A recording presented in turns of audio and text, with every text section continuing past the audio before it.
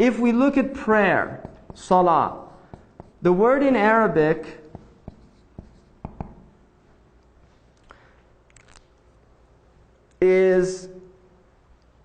it's a word that comes from a root word that means, it can mean a few things. One of them is to burn up.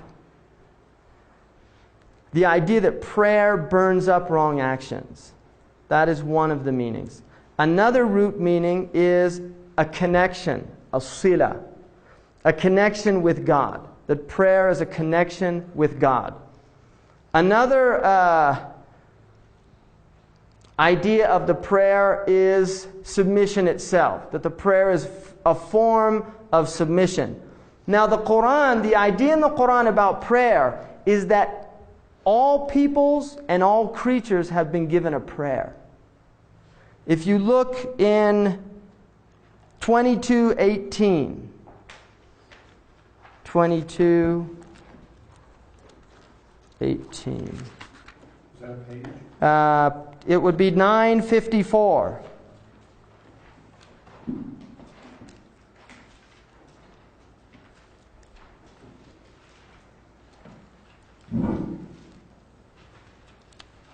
It says, "Have you not seen that all prostrate to Allah?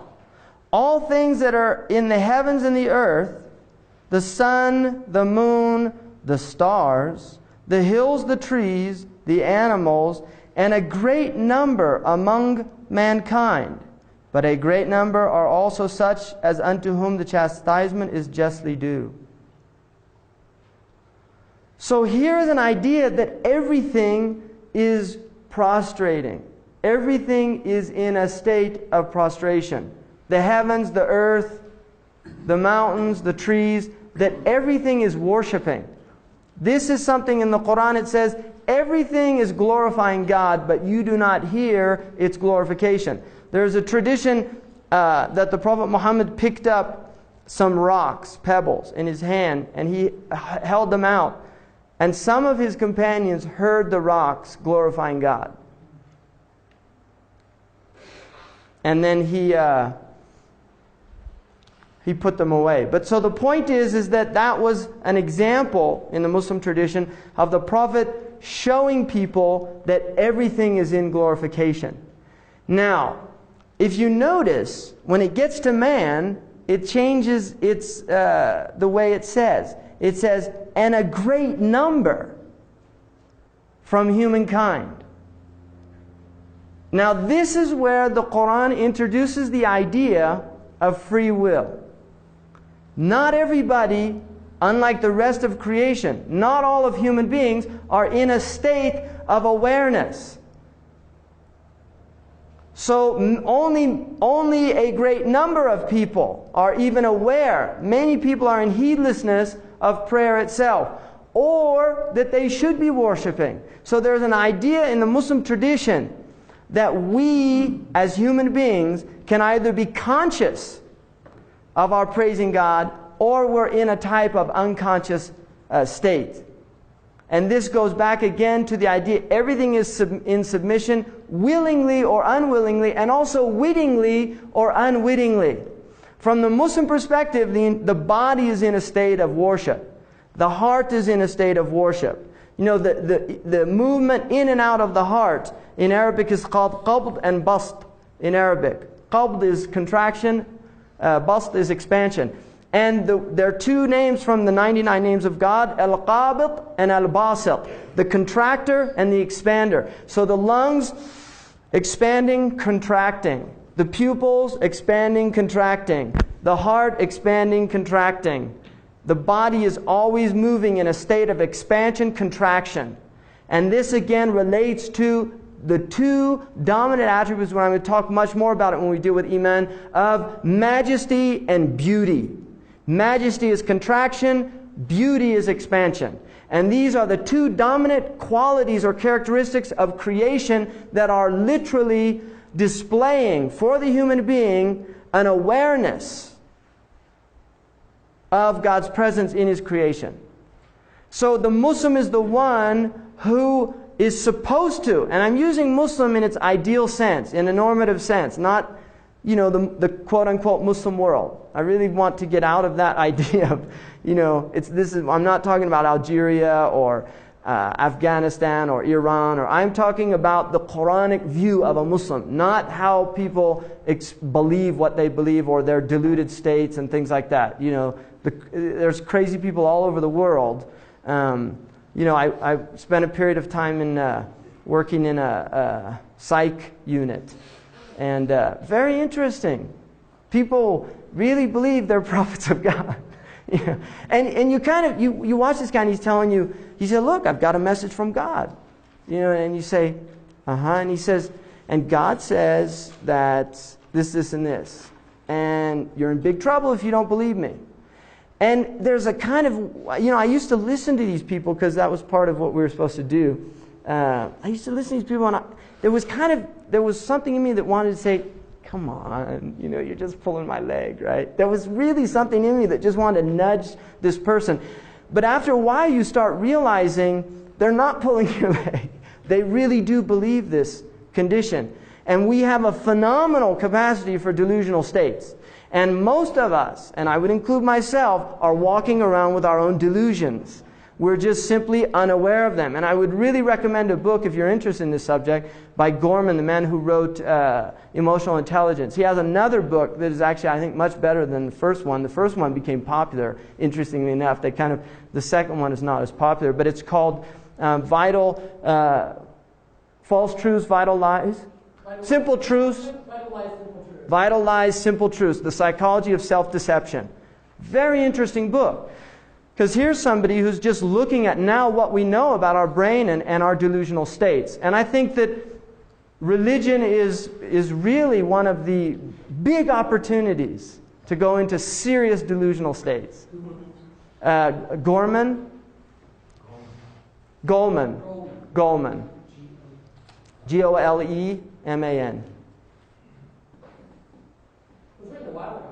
It was, and it only became, now it's, but it's after his emotional intelligence. See, this is what the publishers do. A guy writes a book, nobody ever hears about it. Then he writes a bestseller, and suddenly all his old books are in print, right?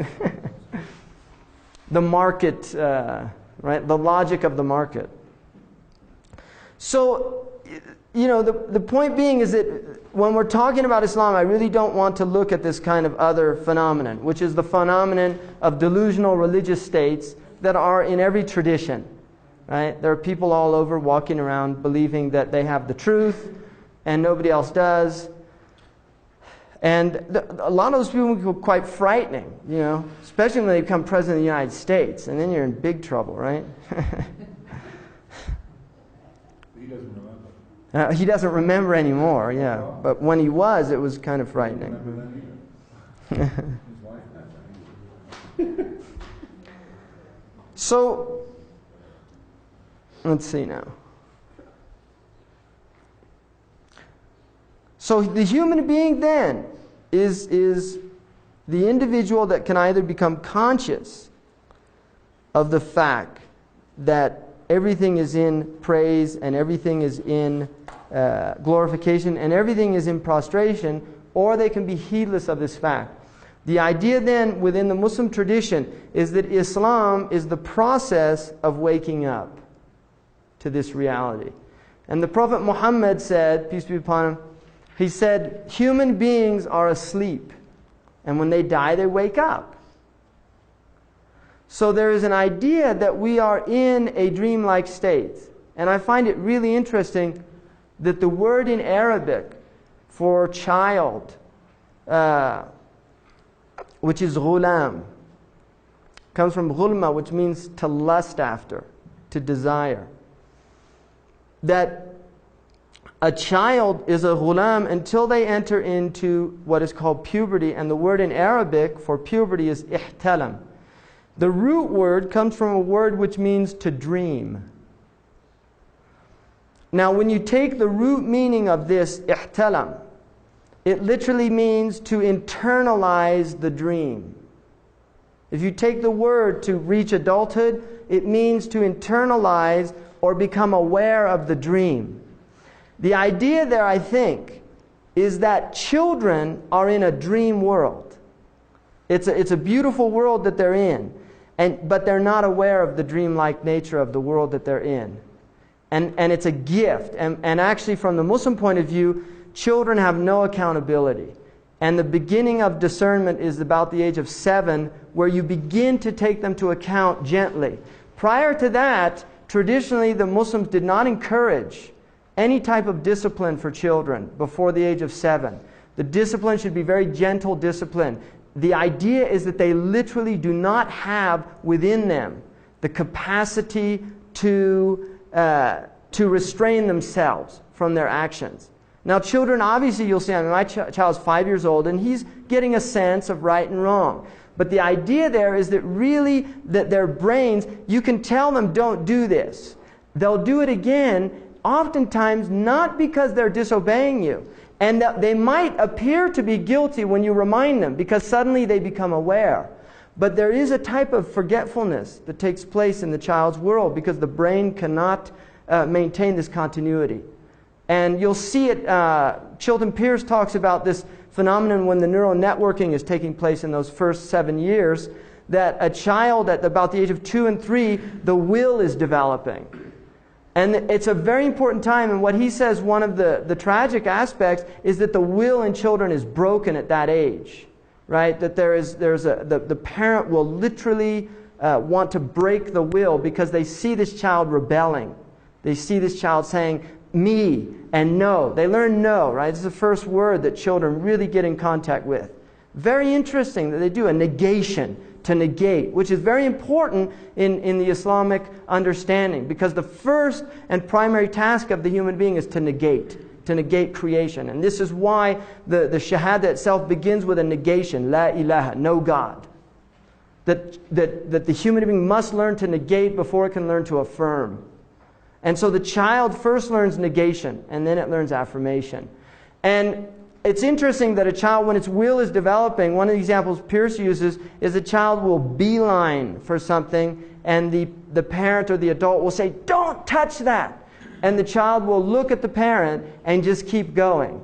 And the parent will interpret that as gross disobedience. What Pierce says is the fact is that his will, the volition, in his very primitive neurosystem, the volition reached critical mass. And at that point, the adult says, don't touch that. And the child's, I can't help myself anymore. It can't stop, you see. And it goes and it does it. Now, we can see that in our own lives as adults, right? There's a point when human beings reach a critical mass. You see the chocolate, and you say, you know, I don't, no, go ahead, just try. Well, I really don't want, go ahead, just try. And then suddenly it gets to critical mass, and that's it. You know, they can't stop. So we see that in adults as well, but in children, it's blameless. Whereas in adults, I think there's, you know, come on, you didn't have to eat it, right?